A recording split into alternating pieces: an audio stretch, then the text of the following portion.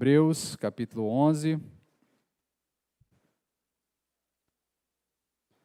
Hebreus, capítulo 11. Quero hoje meditar com os irmãos no tema É melhor ter a fé verdadeira. É melhor ter a fé verdadeira.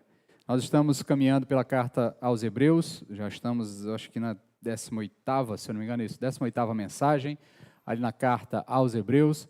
Nós já fizemos alguns resumos, mas é sempre bom lembrar qual é o contexto dessa carta, o que está envolvendo toda a discussão aqui. Essa é uma carta escrita por um judeu para um grupo de judeus que havia se convertido ao cristianismo, mas que por algumas razões está pensando em voltar, em abandonar esse novo caminho, essa nova fé, e voltar a uma tradição judaica, a mesma tradição que eles haviam abraçado desde a sua infância. O autor, então, faz um arrazoado longo, procurando apresentar argumentos bíblicos e plausíveis de que o novo caminho, Jesus Cristo, essa nova fé, esse novo caminhar, ele é superior a todo o caminhar antigo, a toda a tradição antiga, a toda a aliança antiga.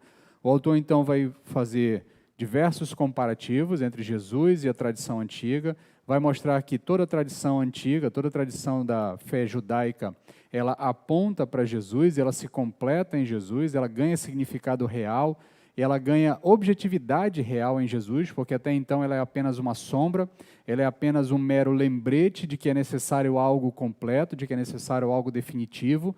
Ele vai fazer isso especialmente quando ele vai fazer o comparativo entre o sacrifício de Jesus e o sacrifício oferecido pelos sacerdotes do Antigo Testamento.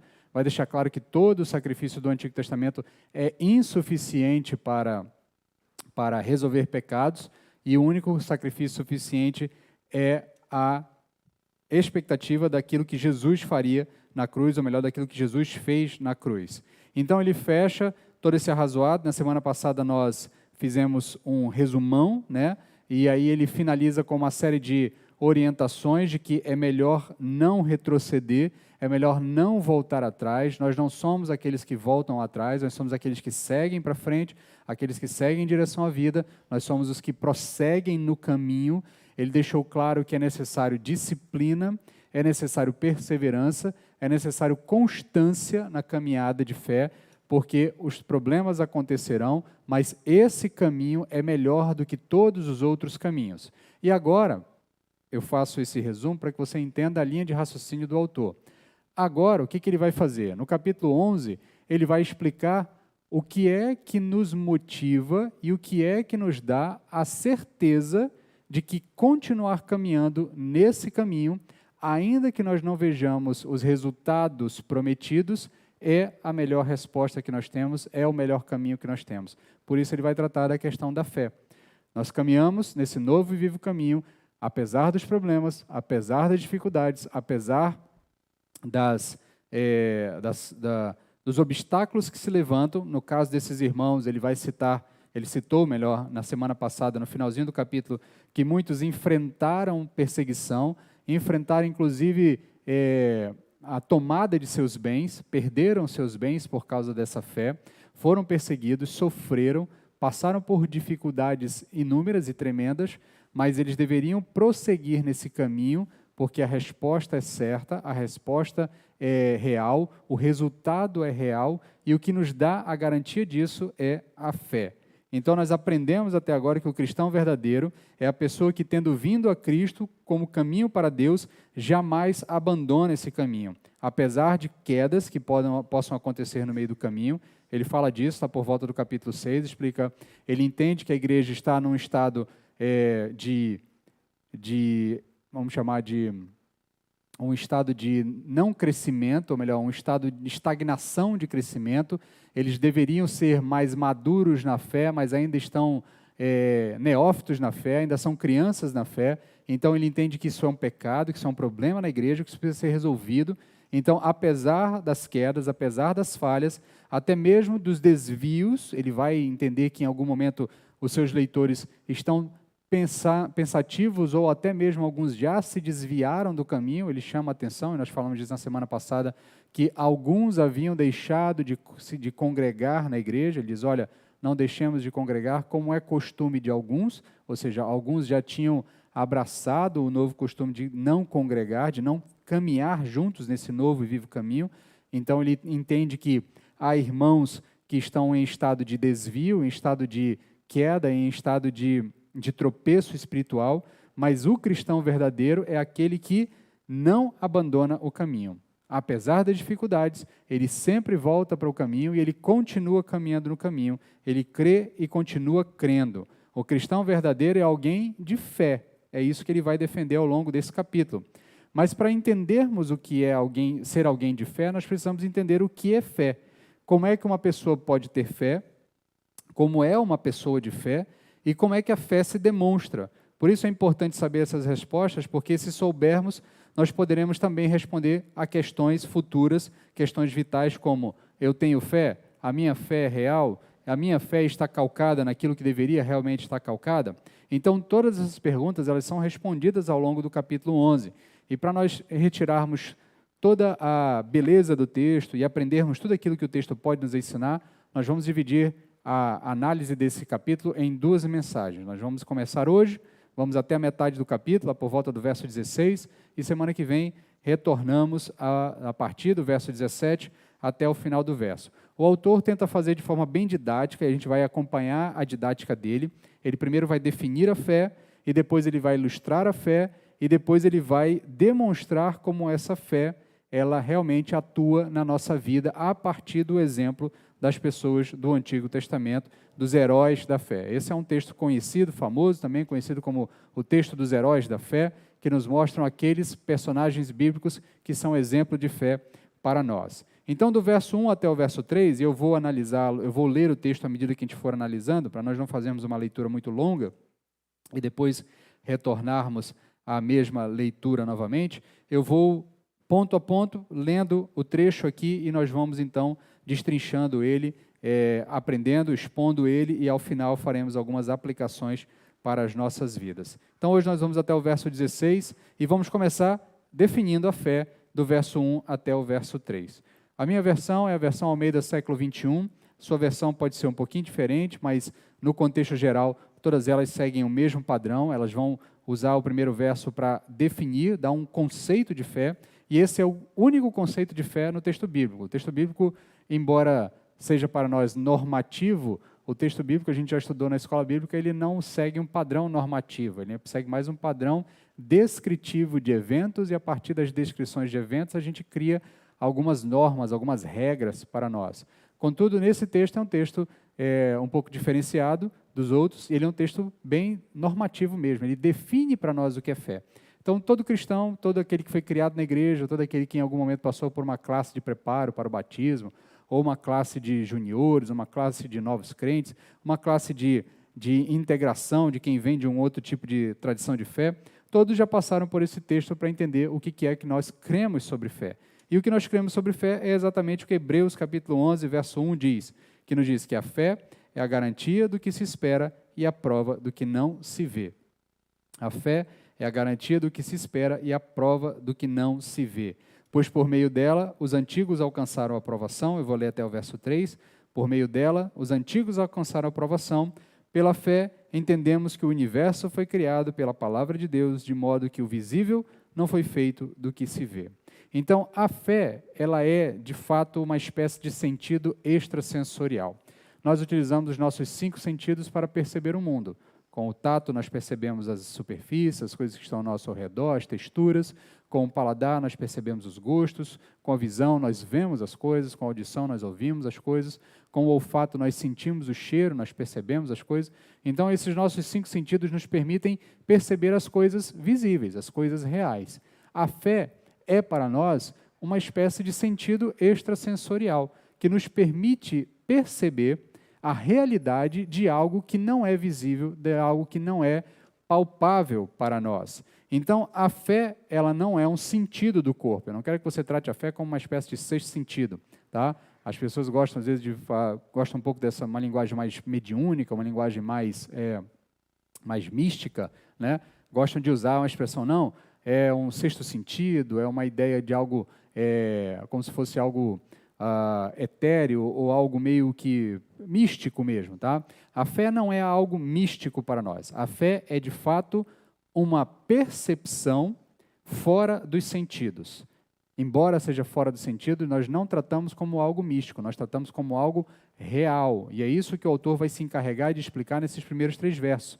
Ele vai definir a fé como a certeza. Então, a fé é a certeza daquilo que não enxergamos. A primeira parte do verso 1, a segunda parte do verso 1, diz que a fé é a certeza do que nós não vemos. E isso deve estar claro. E não é uma certeza do desconhecido ou do invisível. É uma certeza do que nós não vemos. Eu quero que você entenda, porque isso é importante. Porque muitas vezes nós tratamos a fé muito mais como força de vontade do que propriamente pelo contexto bíblico que ela é tratada. Nós muitas vezes pensamos que fé é apenas força de vontade, como se pela força que nós fizermos, ou pelo esforço que nós fizermos, nós então vamos conseguir alguma coisa e tratamos isso como fé. O texto bíblico não trata dessa forma, não é algo que eu não sei se vai acontecer. A fé é certeza. A fé não é dúvida, não é incerteza. Outras vezes que nós comentamos sobre fé, em outros momentos que eu já comentei sobre fé com os irmãos, em aulas de EBD, eu lembrei de um exemplo que é conhecido para quem gosta de cinema e já assistiu As Aventuras do Indiana Jones, lá nos seus muitos filmes.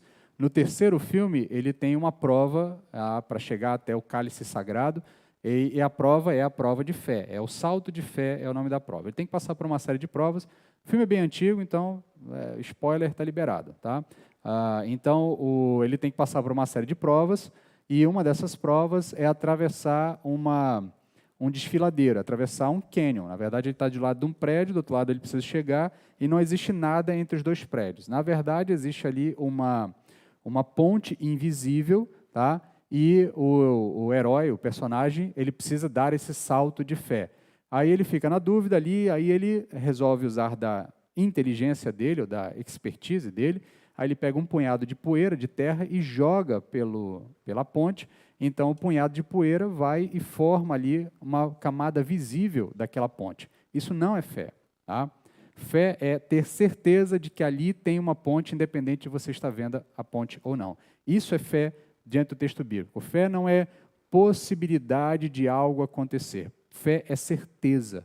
Isso é importante porque nós vamos ver que isso está ligado com as nossas expectativas dos cumprimentos das promessas que Deus tem para nós.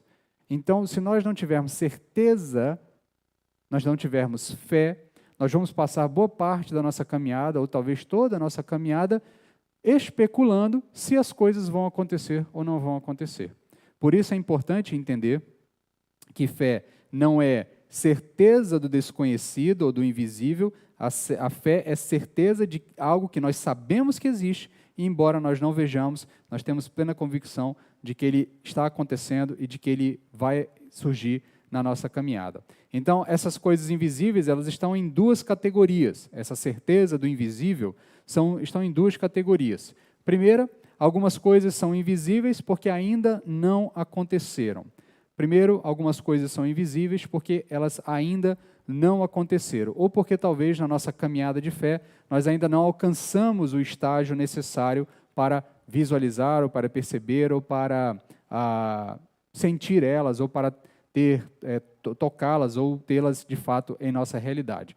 Por exemplo, se nós entrarmos aqui, a palavra de Deus promete para nós, promete para todo crente, que no momento em que nós morrermos, nós gozaremos imediatamente da companhia de Cristo. O texto bíblico diz que aquele que morre em Cristo, de imediato já está com o Pai.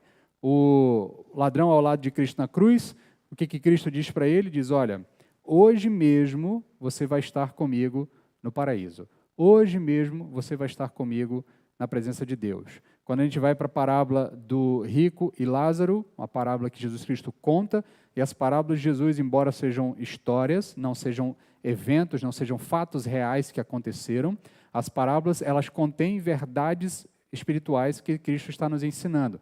Quando ele diz, então, que o pobre morre e imediatamente vai para o seio de Abraão, está na presença de Abraão, e aí o seio de Abraão é uma expressão que significa que ele está na presença de Deus, que ele está aos cuidados de Deus. O que Cristo está nos ensinando é que todo crente, todo aquele que morre em Jesus, ele imediatamente vai para a presença do Pai. Imediatamente ele vai para a presença de Deus. Então nós temos certeza disso.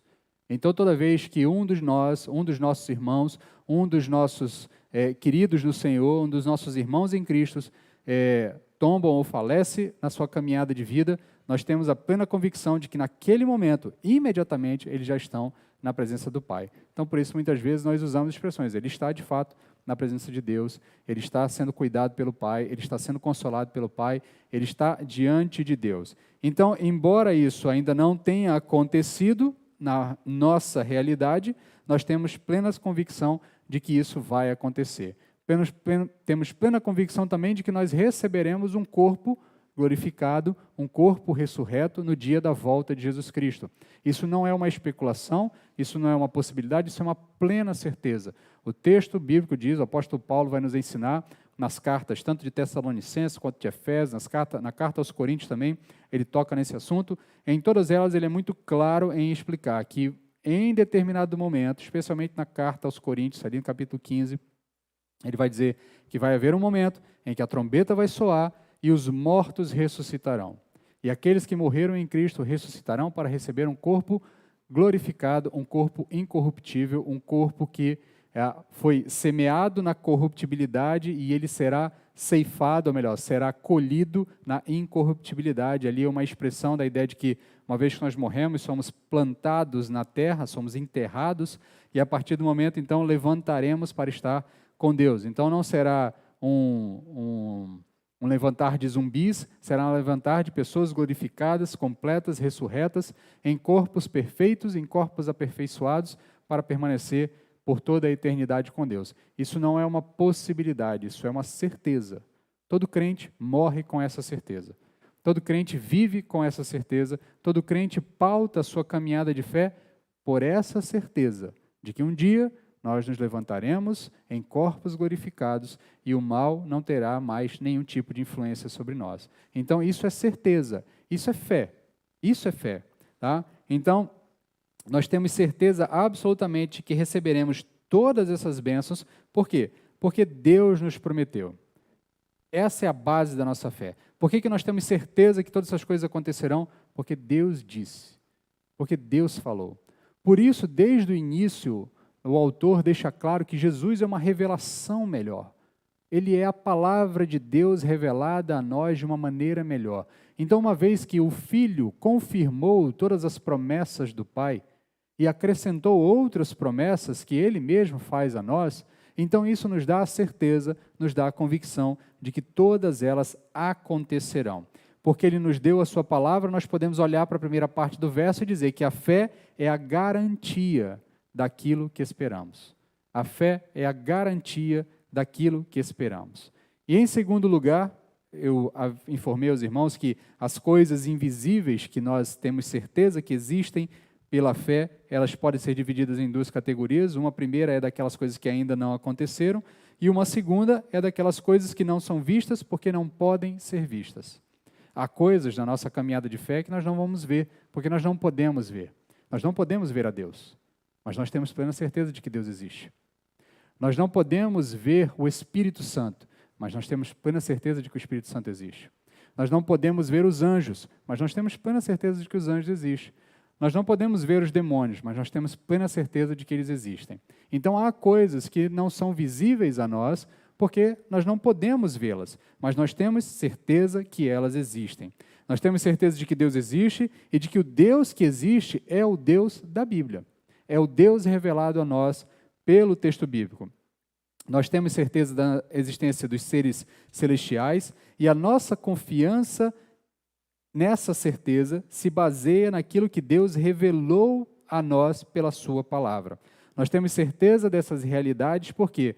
Porque Deus revelou a nós que essas realidades existem. Deus se apresentou a Abraão e disse, eu sou. Ele se apresentou a Moisés e disse, eu sou o que sou. Ele se apresentou a diversos outros ao longo da história, e em um determinado momento da história, ele encarnou-se em uma pessoa, Jesus Cristo, esteve entre nós, caminhou entre nós, e ele mesmo, Jesus, vai dizer aos seus discípulos: quem vê a mim, vê o Pai. Então nós temos plena convicção de que Deus existe. Deus existe. E isso é uma certeza que nós temos baseado naquilo que Ele mesmo revelou a nós, naquilo que Ele mesmo falou a nós. E a fé é a prova do que não se vê. A parte B do verso 1 também, aqui na versão da NVI, a forma como a NVI apresenta, a fé é para nós essa prova das coisas que nós não vemos. Então, nesse sentido, existem dois aspectos para a fé. Nós temos certeza daquilo que não vemos, de pelo menos duas maneiras, mas nós temos plena convicção de que elas existem. Embora ainda não tenham acontecido na nossa realidade, ainda não tenham acontecido na nossa caminhada de fé, mas nós temos plena convicção de que elas existem, e também há outras coisas que nós temos plena convicção que não existem, embora nós não possamos ver. Em ambos esses casos, tal certeza é construída sobre um fundamento único. Qual é o fundamento? Deus falou a nós. Deus revelou isso a nós. E a sua revelação torna isso realidade para nós. Elas não são expectativas, mas são plena convicção, plena realidade para nós. Portanto, o que fica claro que a fé é essa certeza das coisas que não vemos e a prova daquilo que não se pode ver. Então, nesse sentido, nós olhamos para a realidade pelos olhos da fé, sabendo que, embora algumas coisas ainda não tenham acontecido, embora essas coisas não tenham se concretizado na nossa realidade, elas existem plenamente, as promessas do Senhor e especialmente a promessa de que Ele há de nos buscar para estarmos todos juntos por toda a eternidade, a promessa de que Ele vai voltar, a promessa de que Ele vai julgar todo o mal, a promessa de que o mal não passará impune, a promessa de que os injustos serão de fato punidos e a promessa de que os justos serão louvados. Isso é para nós uma certeza baseado na fé. Na certeza daquilo que ainda não vimos acontecer, mas temos plena convicção de que vai acontecer.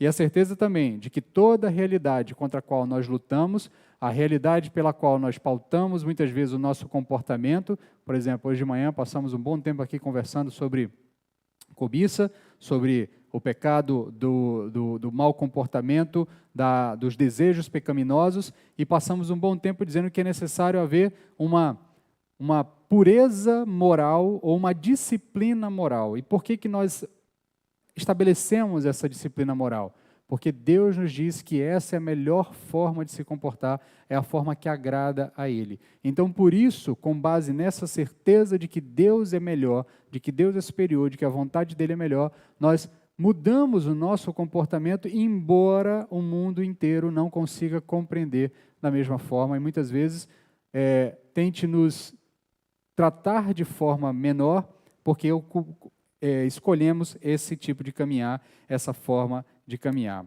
Então, nesse sentido, o apóstolo agora vai caminhar no texto, dando uma série de exemplos de pessoas que viveram com essa convicção, com esse conceito muito bem amarrado em suas vidas e aplicado em suas vidas. Pessoas que viveram com a certeza das coisas que eles não viam, ou melhor, com a garantia das coisas que eles esperavam e com a prova, ou melhor, com a certeza das coisas que eles não viram acontecer. Ele vai ilustrar também como é que essas pessoas, mediante a sua própria fé, mediante a fé que Deus trabalha em suas vidas, como é que eles caminharam e então agradaram ao Senhor com as suas vidas de fé. E o que fica importante aqui, ou melhor, um ponto importante para se frisar ainda nesse primeiro ponto, é que ele deixa claro que todas essas pessoas, tanto do Antigo Testamento quanto do Novo Testamento, foram salvas pela fé que depositaram no Cristo que viria ou pela fé que depositaram no Cristo que veio. Tá? Então, uma coisa que a gente já trabalhou em outros momentos, aqui mesmo nas mensagens em Hebreus, é de que ninguém é salvo por obras. Ninguém realizou obras na expectativa de que fosse salvo por elas e foi salvo pela realização de obras. O que salva é a fé na obra do Cristo que viria, na obra do Cristo que, de fato, é uma obra completa, é uma obra perfeita, é a obra superior. Por isso ele começa, inclusive, a sua ilustração, aí no segundo ponto da mensagem, ele vai então demonstrar a fé, vai ilustrar a fé do verso 4 até o verso 16, ele então vai dizer, ele começa exatamente com o exemplo de Abel, no verso 4. Ele vai dizer o seguinte: Abel, filho de Adão e de Eva, tá? Ali dos primeiros seres humanos, Abel vai dizer o seguinte, pela fé, ou melhor, o autor vai dizer o seguinte, sobre Abel. Pela fé, Abel ofereceu a Deus sacrifício superior ao de Caim, por meio do qual foi aprovado como justo, dando Deus testemunho das suas ofertas. E mesmo depois de morto, ele ainda fala por meio dela. Então, o Deus invisível era uma realidade para Abel. Embora Abel não tivesse visto a Deus, e o texto não fala de alguma interação direta entre Abel e Deus, tá? O texto depois vai falar de uma interação entre Deus e Caim. Deus fala com Caim, Deus diz, olha, Caim, o teu pecado está à tua porta, cabe a ti dominá-lo.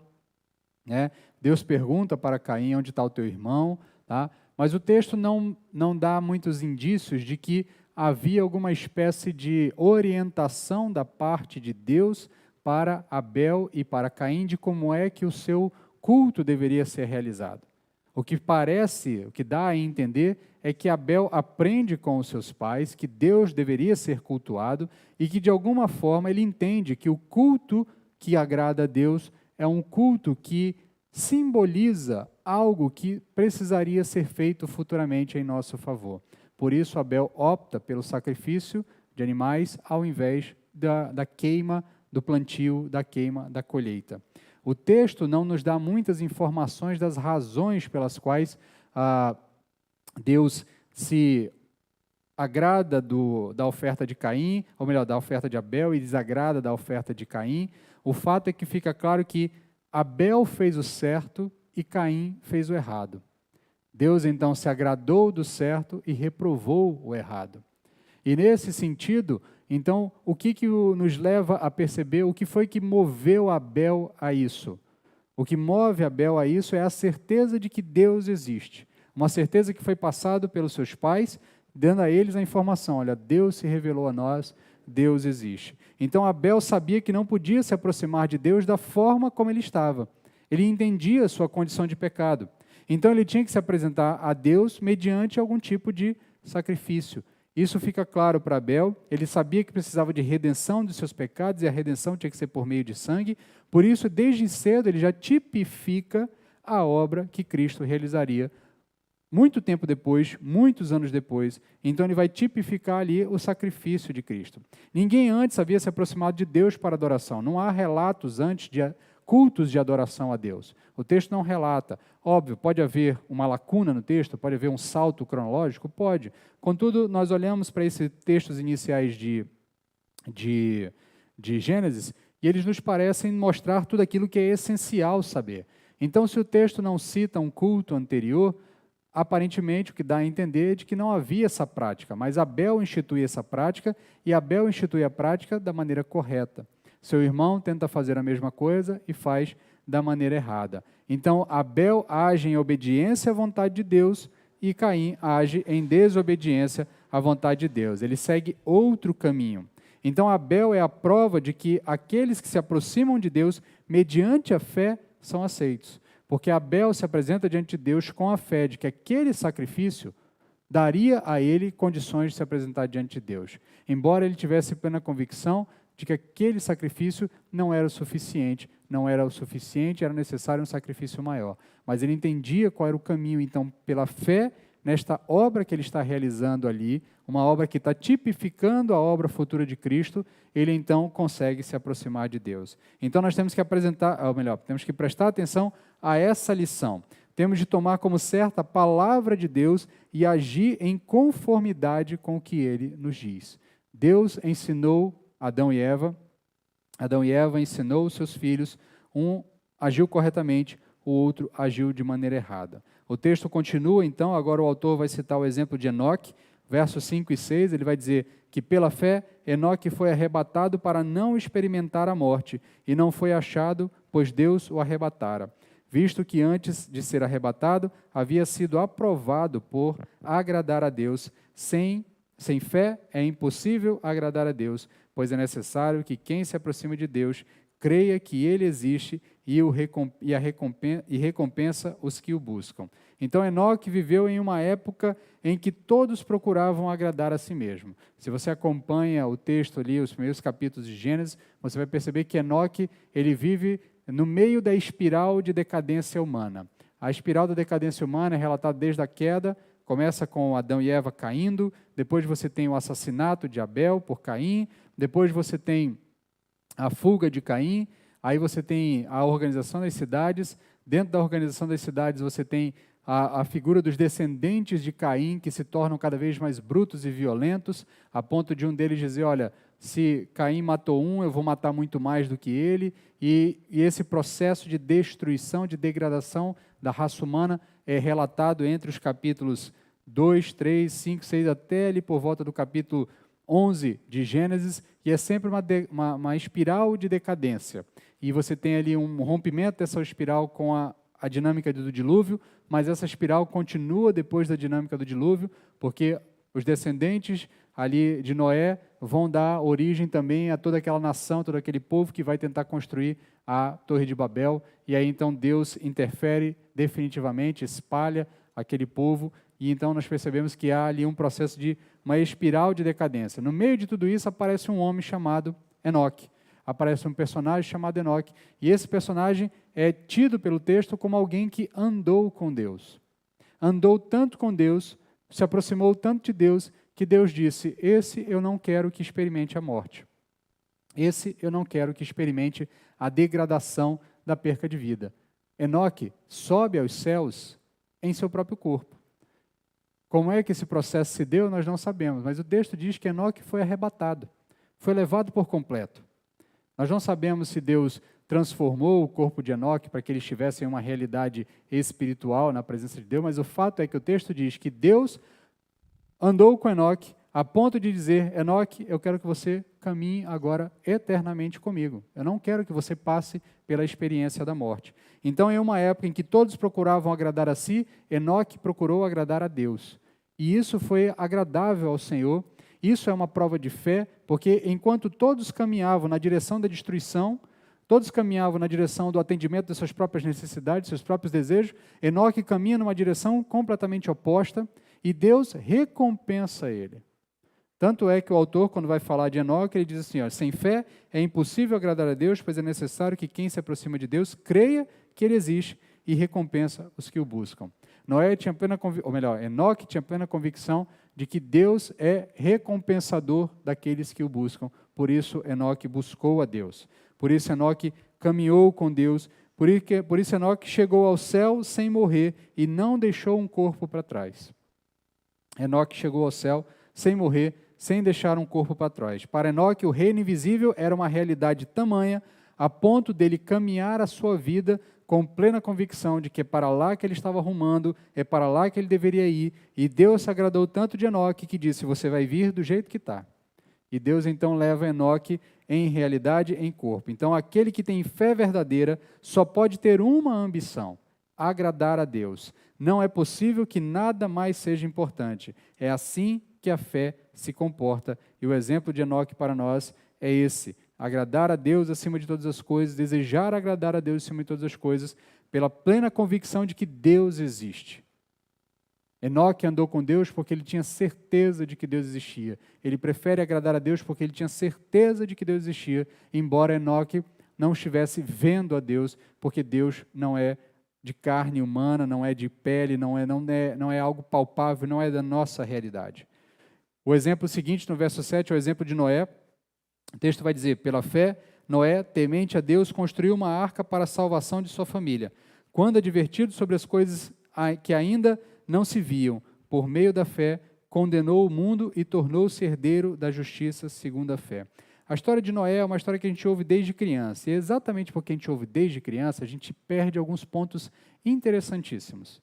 A gente perde alguns pontos que são importantes, que estão ali dentro do texto, mas a gente precisa lê-los da maneira correta, com a atenção devida e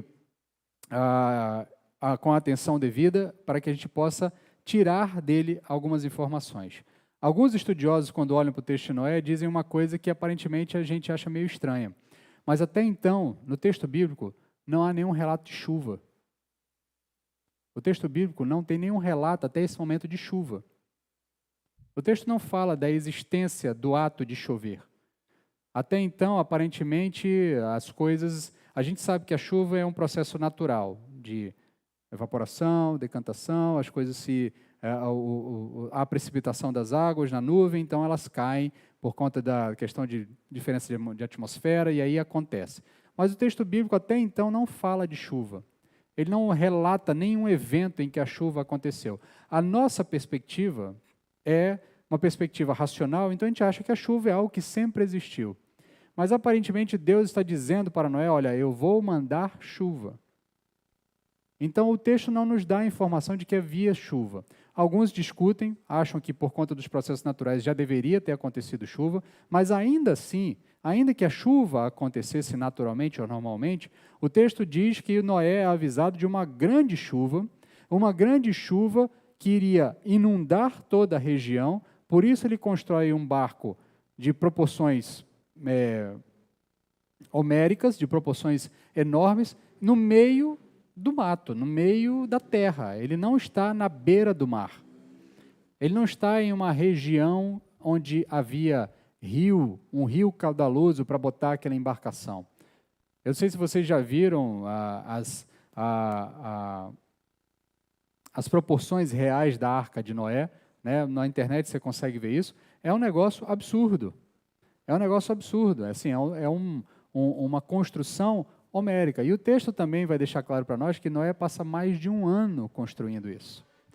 Por mais de um ano, ou melhor, perdão, o tempo de construção é perto de 100 anos. São praticamente 100 anos. É um século que Noé está construindo aquilo. Ninguém constrói um negócio daquele do dia para a noite.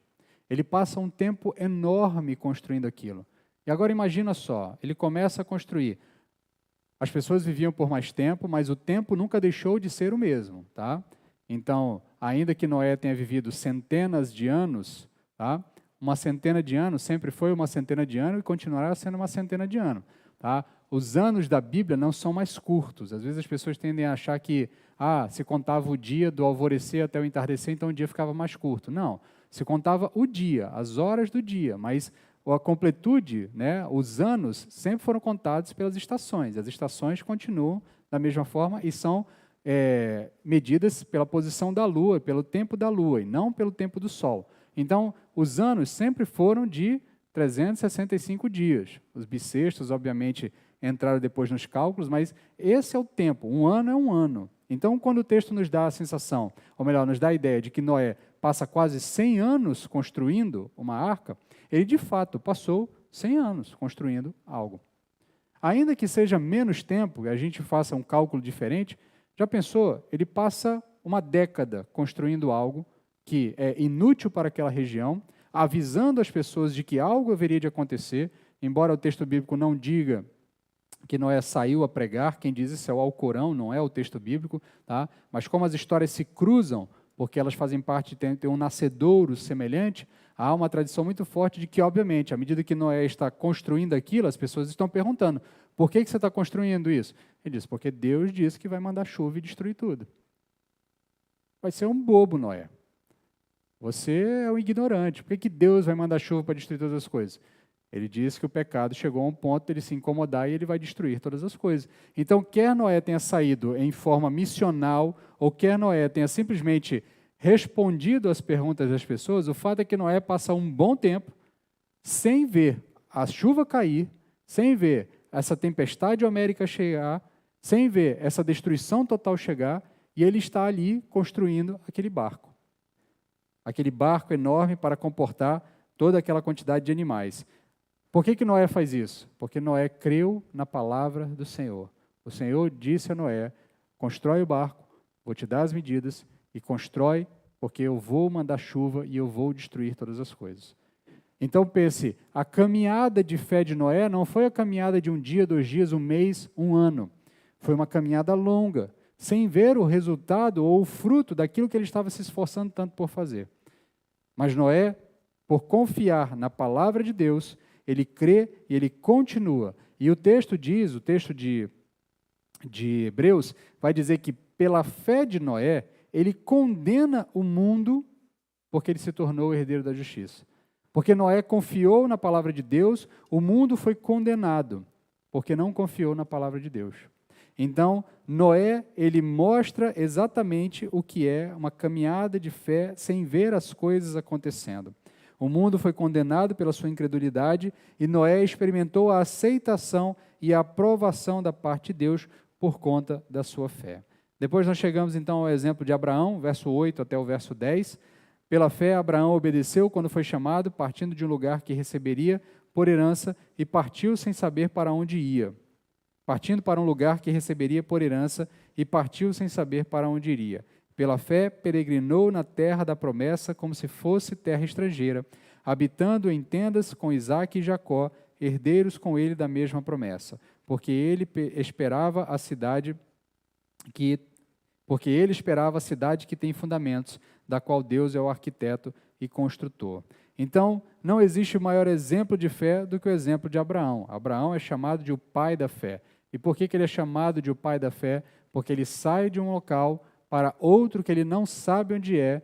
Deus simplesmente diz a ele, olha, vem, eu vou te fazer pai de uma grande nação e eu vou te levar para uma terra que emana leite e mel. Então, sem depender de nada, exceto daquilo que Deus havia dito para ele, ele parte em uma caminhada rumo ao invisível, rumo àquilo que ele não sabe onde está, que ele não está vendo, que ele não tem como apalpar e ter certeza do que está vendo, mas pela palavra de Deus, ele tem certeza que aquilo vai se completar, vai se realizar. Abraão era um homem de fé, portanto, a palavra de Deus era para ele segura, o suficiente para que ele pudesse entrar nessa jornada, para que ele pudesse caminhar. Ele suportou a vida como um nômade, andando por muitos anos de um lugar para o outro, e depois os seus filhos repetem esse mesmo processo. Isaac vai repetir o mesmo processo, depois Jacó vai repetir o mesmo processo, e o povo descendente de Jacó, o povo de Israel, os filhos de Israel,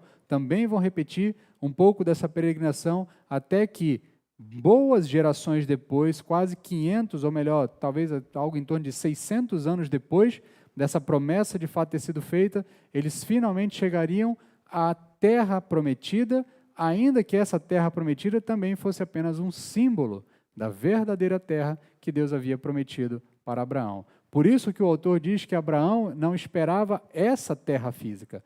Abraão caminha por fé porque ele esperava, como o autor diz no verso 10, a cidade que tem fundamentos, da qual Deus é o arquiteto e construtor. Que cidade é essa? Esse texto está fazendo uma referência óbvia a novos céus e nova terra. Está fazendo uma referência à nova Jerusalém, a terra que de fato foi construída por Deus, para onde nós caminhamos de fato, onde nós encontraremos a nossa terra de verdade, porque aqui caminhamos como peregrinos, lá é que estaremos em casa.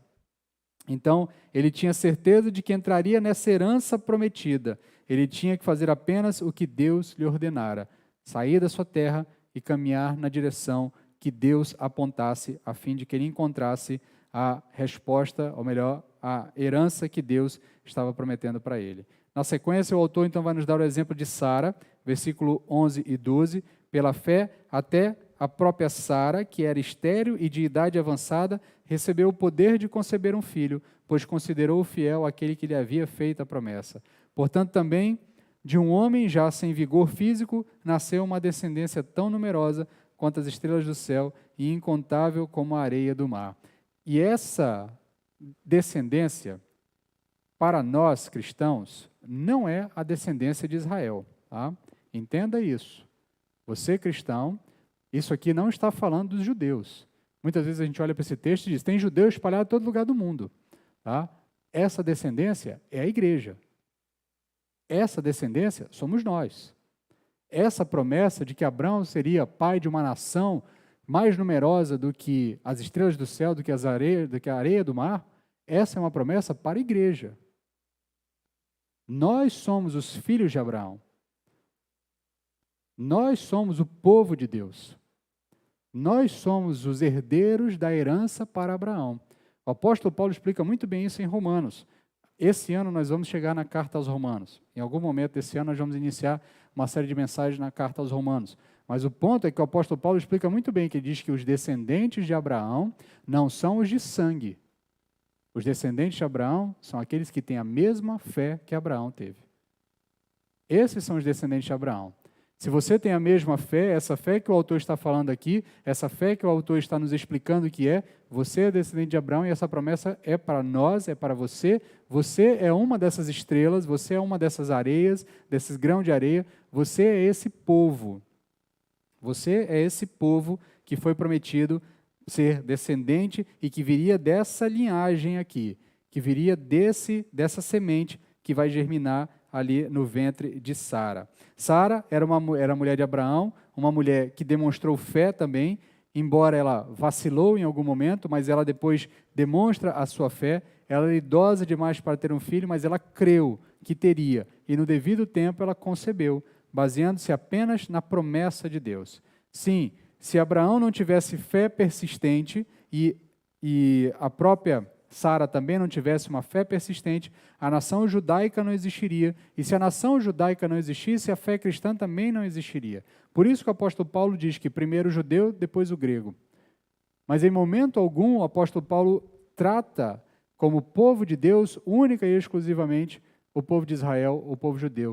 O povo de Deus somos todos nós, mas há uma sequência histórica. Deus escolheu se revelar por meio de um povo. Deus iniciou uma nação e a partir dessa nação ele iniciou uma grande nação que vai dos confins da terra e que vai ser povoada por gente de todos os cantos da terra. Então, Abraão e Sara, por terem fé, por terem acreditado naquilo que Deus prometeu a eles, na promessa que Deus fez a eles viabilizaram a existência do povo de Israel, viabilizando a existência do povo de Israel, eles viabilizam também a existência da igreja e então nós podemos estar juntos. E isso aqui é interessante porque quem está lendo isso aqui é um judeu hebreu, a carta é aos hebreus, é um judeu que está pensando em abandonar a caminhada de fé para voltar a uma tradição que já foi superada por esse novo e vivo caminho. Então o autor, até com um tom de educação exagerada, ele dá um tapa de luva de pelica em seus leitores e diz, olha, é a fé desses homens no Cristo que viria, que viabilizou a existência da sua tradição. E é essa fé que viabilizou a existência da sua tradição que aponta para o Cristo que viria. E você quer fazer o quê? Abandonar o Cristo que já veio para voltar a uma tradição que ficou para trás, que já foi superada. Então o autor deixa bem claro que voltar atrás nessa caminhada de fé é desistir de estar de fato onde Cristo está, onde a promessa se realizou. Caminhando aqui já para o fim da nossa mensagem, o terceiro ponto da mensagem, a terceira divisão do texto aqui, é que o autor então vai pegar esses exemplos iniciais, depois ele volta a eles na segunda etapa do capítulo, mas ele vai agora mostrar que todos esses viveram sua fé e foram pessoas de fé, mas todos eles morreram sem ver a concretização de todas as promessas. Eles morreram com fé.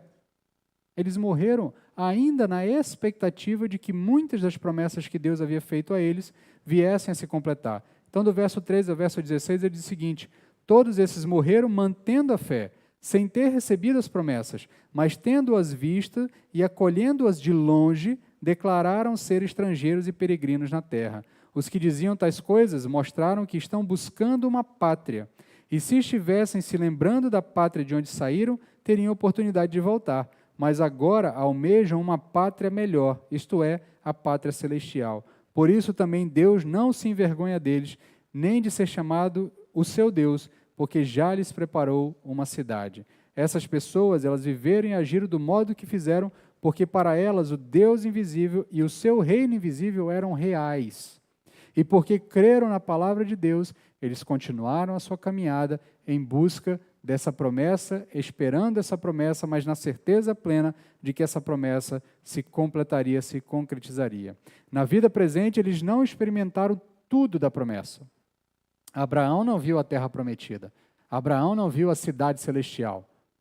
Noé viu a destruição de toda uma geração, mas ele não viu a formação do povo de Deus. Sara tem o filho, dá a descendência, experimenta a maternidade, ainda que em idade avançada, e aí tem toda uma complexidade de milagres que aconteceram no corpo daquela mulher, que a gente já destrinchou em alguns outros momentos, comentando sobre esse assunto, mas o fato é que nem todos eles experimentaram pelo menos parte da resposta de Deus ou parte da completude das promessas de Deus. Muitos deles apenas viram de longe, apenas viram algo, uma sombra distante da completude dessas promessas. Mas isso não mudou a expectativa deles, isso não mudou a certeza deles, isso não mudou a marcha deles. Eles continuaram caminhando em direção e morreram em fé, morreram esperando por essas coisas acontecer, na certeza de que elas aconteceriam. Isso não altera o fato de que viram à distância essas coisas. E eles colocaram essas coisas em seus corações, a ponto de isso ser o suficiente para sedimentar a sua caminhada de fé e fortificar eles em sua caminhada. Se nós perguntássemos a qualquer um deles o que eles procuravam na vida, eles teriam dado a mesma resposta. Eles estavam procurando uma pátria. E a certeza da pátria que eles queriam é a pátria celestial que o autor se refere no verso 14. Essa realidade era tão grande no seu pensamento que eles não cogitavam viver como outras pessoas. Eles cogitavam viver como peregrinos, na expectativa de chegar ao resultado final, a promessa.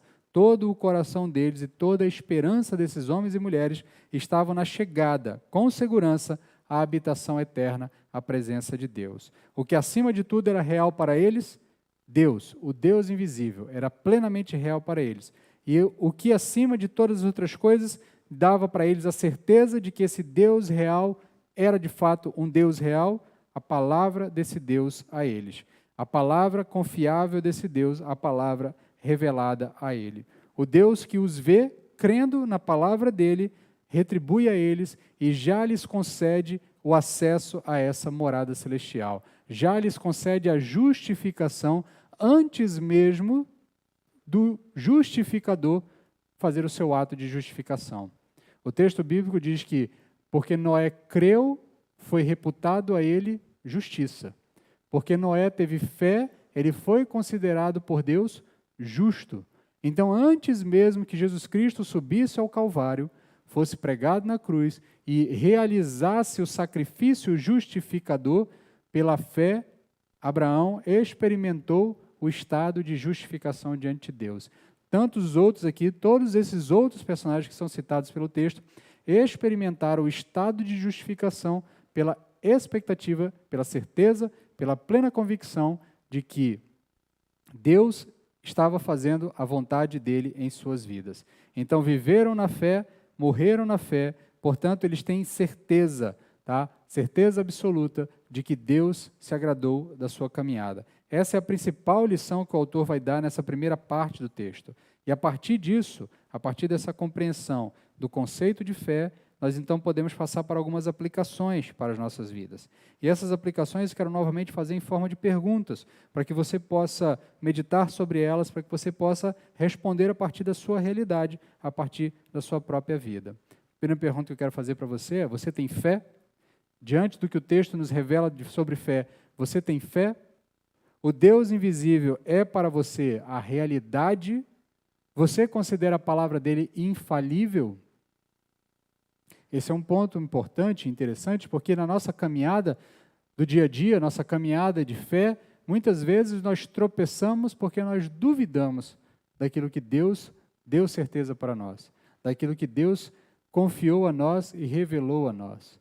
Deus disse que, Jesus Cristo, quando fala a nós do Evangelho, ele disse: vinde a mim, todos vós que estáis cansados e oprimidos, e eu vos aliviarei. Em Cristo nós encontramos alívio. Em Cristo nós encontramos paz. Ele diz: a minha paz eu dou a vocês. E a minha paz não é como a paz do mundo. O apóstolo Paulo, expandindo aquilo que Cristo já havia dito para nós, de forma revelacional a nós, o apóstolo Paulo diz que em Cristo nós temos uma paz que excede todo o entendimento. Em Cristo nós experimentamos um estado de paz que excede todo o entendimento. Então nós, na nossa caminhada de fé, nós podemos sim caminhar em paz. embora o mundo esteja em ebulição ao nosso redor, embora as nossas vidas estejam passando por tribulações, nós podemos caminhar em paz. Óbvio que caminhar em paz não é estar apático. Caminhar em paz não é ignorar as coisas. Caminhar em paz não é achar que não tem nada acontecendo e deixar para lá, como se as coisas fossem resolver por conta própria. Estar em paz é não se desesperar, é não perder a expectativa de que existe um Deus controlando todas as coisas e que Deus sempre foi e sempre será o Senhor da história. Por isso o crente não se desespera, porque o crente de verdade tem fé. E o crente de verdade que tem fé sabe que Deus existe. E se Deus existe, a vontade dele é boa, perfeita e agradável. Se Deus existe, Ele há de se revelar de maneira completa e fazer tudo aquilo e cumprir todas as suas promessas. Se Deus de fato existe, a sua palavra é real. E se a sua palavra é real, nós podemos, assim como Abel, nos apresentar diante dele fazendo a vontade dele, porque assim então faremos aquilo que é agradável a ele. Essa certeza de que Deus existe deve nos mover a desejar andar ardentemente com Deus, como Enoque andou com Deus. Andar tão próximos de Deus que Deus queira nos levar para Ele, que Deus queira estar conosco do jeito que nós estamos, sem mesmo que nós precisemos experimentar a morte em vida. Isso deve nos inspirar a, assim como Abraão, abandonar tudo e seguir em direção a fazer a vontade de Deus, na certeza de que essa vontade é boa, perfeita e agradável e é melhor para nós. Isso deve nos impulsionar a confiar em Deus, a confiar que Deus completará a sua obra em nós e, de fato, completará as suas promessas para nós, assim como Ele completou a obra dele em Sara, como Ele prometeu. Então, se nós temos fé, esse Deus invisível, Ele é para nós uma realidade. E se esse Deus invisível é uma realidade, a sua palavra, ela é infalível, ela é real para nós. Segunda pergunta que eu tenho para fazer para você é ainda nessa compreensão de que se temos fé ou não. Se você tem fé, você precisa saber se a sua vida está baseada, ou melhor, se a sua vida e a sua morte estão baseadas nessa eternidade que Deus falou para nós, que Deus prometeu para nós. Se esse for o caso, então nós jamais nos decepcionaremos ou nos desapontaremos com Deus, porque Deus, Ele se agrada desses que têm a plena convicção de que sua palavra é real e de que sua vontade é perfeita, boa e agradável. E esses que Deus se agrada, Deus não se envergonha de ser chamado Deus deles. Isso é interessante, porque muitas vezes a gente trata essa relação do nosso ponto de vista, né? Mais pela forma como o apóstolo Paulo fala do Evangelho. Eu não tenho vergonha do Evangelho. Mas é interessante que Deus não tem vergonha de ser o Deus daqueles que fazem a vontade dele. Isso dá a entender que Deus tem vergonha de ser chamado Deus, seu Deus, por alguns que simplesmente fingem fazer a vontade dele. Isso nos lembra a pensar que lá no fim da história vai chegar um momento em que muitos se apresentarão diante de Deus e dizem assim, mas Senhor, eu fiz tanta coisa em teu nome. Ele vai dizer assim, olha, não conheço vocês. Eu tenho vergonha de vocês. Eu não sei quem são vocês. Então, esse Deus que, se para nós é real e nós temos fé, essa fé verdadeira, fé genuína nesse Deus, e faremos das nossas vidas um espaço para fazer a vontade agradável desse Deus, esse Deus não se envergonhará de nós. E muito mais do que isso, esse Deus se agradará de nós. E esse Deus que se agrada de nós, também se agrada de nos abençoar na nossa caminhada de fé. O inverso disso é terrível. O inverso disso é horrível. Ter um Deus que se desagrada de nós, um Deus que tem vergonha de nós, isso só pode nos levar a pensar nos piores resultados, naquilo que tem de pior. O próprio autor, no capítulo anterior, diz que terrível coisa é cair nas mãos do Deus vivo. Então, a carta aos Hebreus, e em especial essa passagem aqui do capítulo 11, elas foram escritas para que nós tivéssemos essa fé, para que nós desenvolvêssemos essa fé. essa fé que tem plena convicção da existência de Deus, essa fé que tem plena certeza de que a palavra de Deus é infalível, é real para nós, é a melhor coisa de Deus para as nossas vidas. Quero convidar você agora a baixar a sua cabeça e fazer uma oração comigo para encerrarmos essa mensagem. E eu quero que você medite nessas perguntas. Se você de fato tem esta fé, porque somente por meio dessa fé bíblica é que você pode chegar à salvação. Não adianta você participar de uma igreja, não adianta seu nome estar listado no hall de membros, não adianta você ter sido batizado ou talvez ter levantado a mão, vindo à frente, ou participado de um retiro, de um encontro ou qualquer coisa. O que vai definir se você é alguém de quem Deus se agrada ou não, é se você tem esta fé que é a plena convicção desse Deus invisível, essa fé que é a plena certeza dessa prova, das coisas que você, embora não veja, mas você tem plena certeza de que são real. Essas promessas que, embora você não experimente na caminhada de vida, eles são reais e eles hão de se completar na sua realidade em um determinado momento. É essa fé na obra do Cristo que pode nos dar condição de chegar à presença de Deus e encontrar salvação.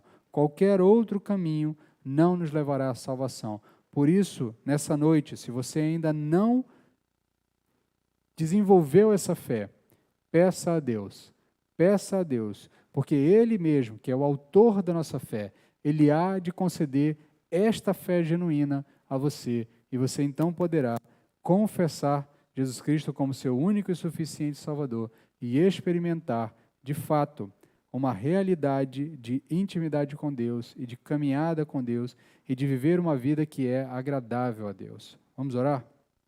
Senhor, tem misericórdia de nós, Pai, e fala conosco. Nós precisamos, de fato, Pai, ter essa experiência em nossas vidas.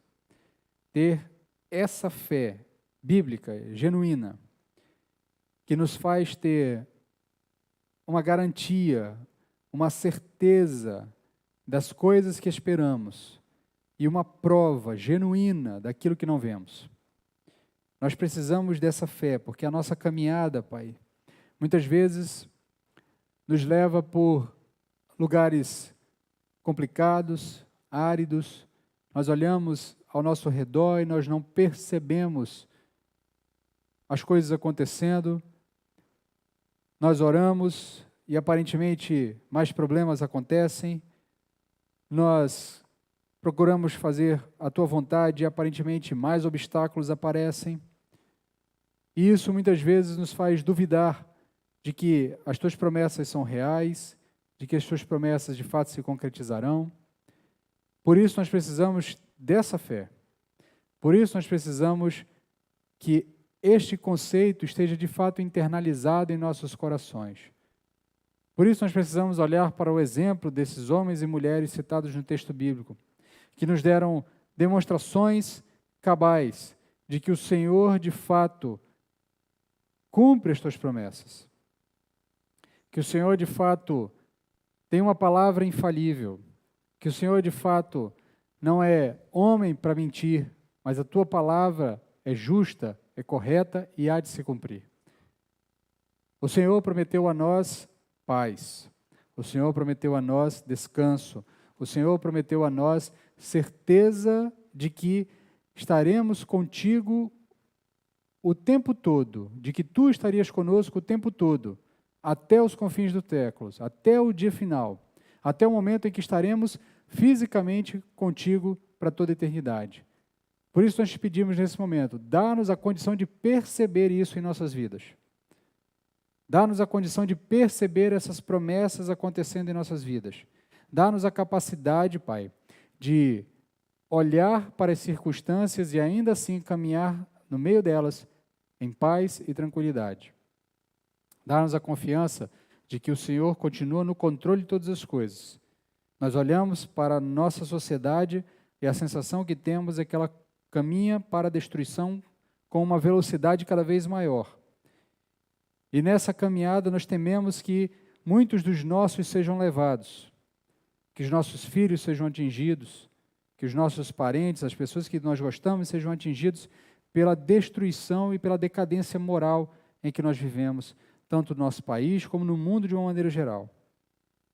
Mas nós temos que ter a certeza de que o Senhor continua no trono do universo. E somente pela fé nós caminharemos na certeza de que o Senhor está no trono do universo, controlando todas as coisas. E que por mais que pareça que o mal está prevalecendo, de que o mal está triunfando, e de que a injustiça se tornou o padrão, quando a justiça deveria ser o padrão, nós ainda assim cremos que o justo juiz não está cego ao que está acontecendo. Por isso, dá-nos fé para caminhar no meio de toda esta confusão que nós vivemos. Por isso, dá-nos certeza de que o Senhor é galardoador daqueles que se aproximam de Ti, para que a nossa expectativa ao fazer a Tua vontade não seja diminuída, mas seja sempre estimulada e ampliada. Dá-nos a coragem de Abraão, dá-nos a certeza de Sara, dá-nos o gosto e o desejo pelo Teu culto, como Abel tinha, dá-nos o desejo e o gosto por caminhar ao Teu lado, como Enoque caminhou, Pai. Homens e mulheres de fé, que nos ensinam a caminhar em fé em meio a uma situação adversa, em meio a um ambiente adverso. Tem misericórdia de nós, Pai. E se, porventura, houver entre nós nessa noite alguém que ainda não tenha fé na obra de Jesus Cristo para encontrar salvação, que essa seja uma noite em que a fé brote nesses corações, que o Teu Santo Espírito se encarregue de desnudar os seus olhos para que eles possam enxergar a realidade, que os seus ouvidos sejam destapados, eles possam ouvir a Tua doce voz chamando a eles, que eles sejam atraídos para a Tua cruz e possam reconhecer que somente nela há salvação, possam reconhecer a sua condição de pecado, a sua condição de queda diante de Ti, arrependam-se de seus pecados, confessem Jesus Cristo como seu Senhor e Salvador e encontrem a justificação que Abraão encontrou ao ter certeza de que Jesus Cristo haveria de surgir em um momento da história e resolver de uma vez por todas a nossa situação de queda e de afastamento de Ti. Tem misericórdia de nós, fala conosco, molda-nos, Pai, aquece os nossos corações, que essa seja uma noite em que nossos corações sejam moídos pela Tua palavra, mas sejam moldados para que sejamos cada vez mais semelhantes a Jesus, nosso Senhor, em quem nós confiamos e em nome de quem nós oramos. Amém. Amém, meus irmãos. Vamos